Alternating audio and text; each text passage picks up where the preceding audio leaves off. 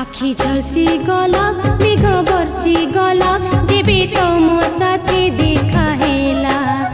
आखी झल्सी गला मेघ बर्सी गला जेबे तो मो साथे देखा हेला। डाके देलो तमे प्रिय प्रिय, डाके देलो तमे प्रिय प्रिय, कहानी शुरू हेला नुआ नुआ नु।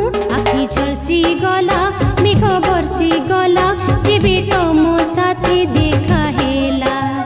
आखी झल्सी गला